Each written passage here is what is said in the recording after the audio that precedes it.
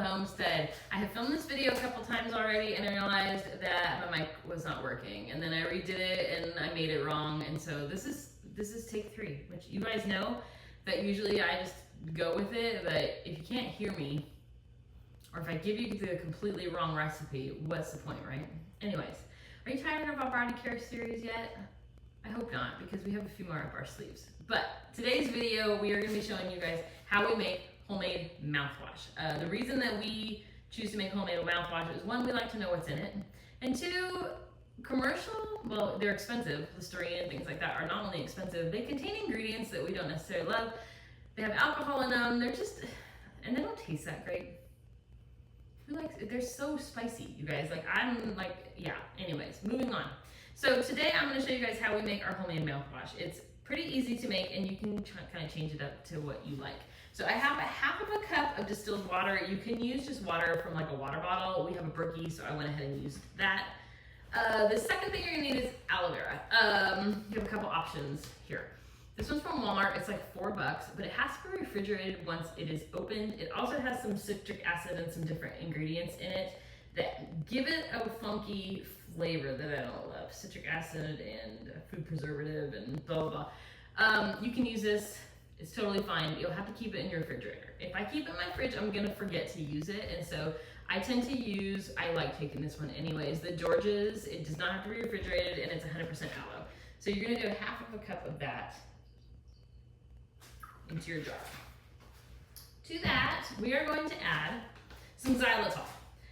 You can use stevia as well. This just helps make it more palatable.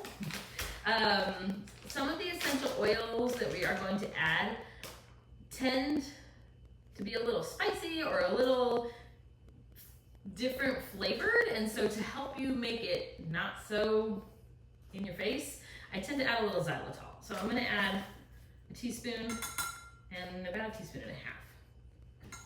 You can omit this if you want. You don't have to add it. It's just a personal preference. The next thing you need is some baking soda. You need 1.5 teaspoons of baking soda going in. We do use baking soda, so if you do as well, in your toothpaste. You can omit this if you would like, but we leave it in.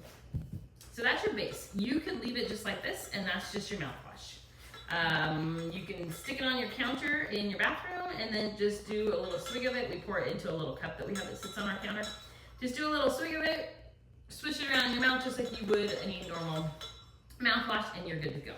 But we like to use essential oils on this channel to our benefit. So a couple that we like to do in this one, I'm missing 2 of them. I need to get some on order, but I'm waiting until we have some finances to do so. So for this batch, I'm missing 2. I'm missing oregano and I'm missing thyme. I like to do thyme because it helps with defend against tooth decay and gingivitis. And then I like to do oregano just because it helps, it's an antibacterial and an antifungal. I'm missing those. It is what it is, and it's fine. This is what is great about this recipe is you can use what you've got. You're good to go. I like to put peppermint in it. It kills bacteria, and so when you're using a commercial mouthwash, part of the reason you're using it is to get rid of the breath that you have in the morning or something, or maybe you just need to swish it after some garlic or something. I don't know. We're gonna do 2 to 3 drops of peppermint.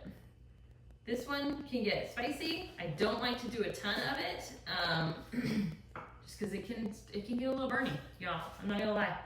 I like to use tea tree oil. Tea tree oil is a great antifungal. It also, for people, it helps defend against plaque. It helps, I'm reading my little notes because I will forget. It helps with tooth decay, and then if you are a person that gets, where you brush and your gums bleed, this is a great thing to help rinse after, to help stop that. It helps kind of rebuild stuff back up to prevent that. So I'm going to put 2 to 3 drops of that. You don't need a lot with essential oils. A little goes a long way. And then we got our peppermint. The last thing that I do is clove. It fights breath, obviously, which is kind of why you do this, but it also helps against gum disease. So I'm going to do 2 drops of clove.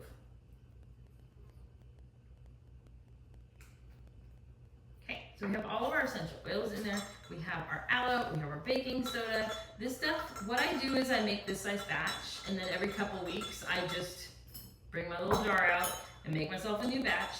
And then say like somebody in your family doesn't like peppermint, somebody doesn't like tea tree, somebody doesn't like whatever you don't, you can customize this and change it up.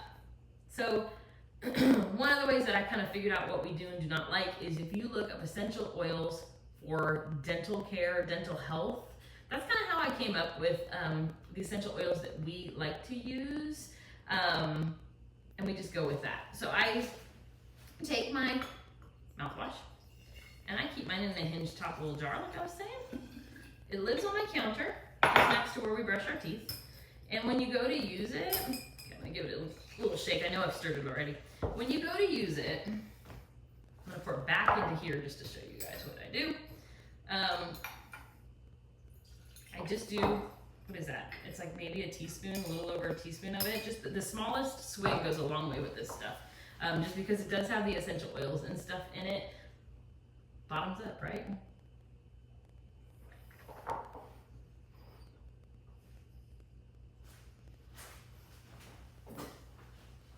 Okay. I spit it out because you don't need to see me do that. What I love about it, you can feel that the baking soda is cleaning your mouth. Like, I know that sounds strange, but like your tongue, everything seems cleaner. You do get a little bit of like a saltiness from the baking soda, but the sweetness of this guy or the stevia is gonna help that just a little bit, be a little more palatable. But what I like is the fresh breath feeling that you get from the essential oils. It's like, just tastes fresh, you guys. Like, I feel like I just brushed my teeth. And actually, in real life, my husband and I just ate lunch and I had a corn dog. It's all about compromise, people. Let's make homemade mouthwash and eat corn dogs that you fried. Am I right? Anyway, give it a try. Let me know what you think of it. Like I was saying, if there's other essential oils that you find beneficial for your dental health, I'd love to hear about it. I know that there are people that add certain oils to this mix as well, and do like oil pulling and stuff. It's not something that we do in our household, but we just know that we really like the toothpaste and the mouthwash that we use, and we feel like it's good for our teeth. Ask your dentist about it. Like I was saying with the toothpaste, if you're worried about it, ask your dentist what they think. Just ask them, why not? I do not have homemade floss, so this is the end of our mouth care journey. But just make sure you guys are flossing and doing all that you need to do to take care of your teeth, right? That's basically it. But go make some of our homemade mouthwash. Like I said, the baking soda is a little bit potent. It dissipates really quickly, and like right now, I just have a nice peppermint flavor left in my mouth. It's not gonna burn your mouth or anything like that. Plus, a little bit of xylitol leaves a little sweetness, which is nice. So I'll have the recipe below for our homemade mouthwash. Go check it out. Let me know if you make it. Let me know if you have a concoction that you make that kind of does the same thing. I'm always willing to try new stuff. And if you haven't already, hit subscribe. And thanks for watching, you guys. Appreciate you.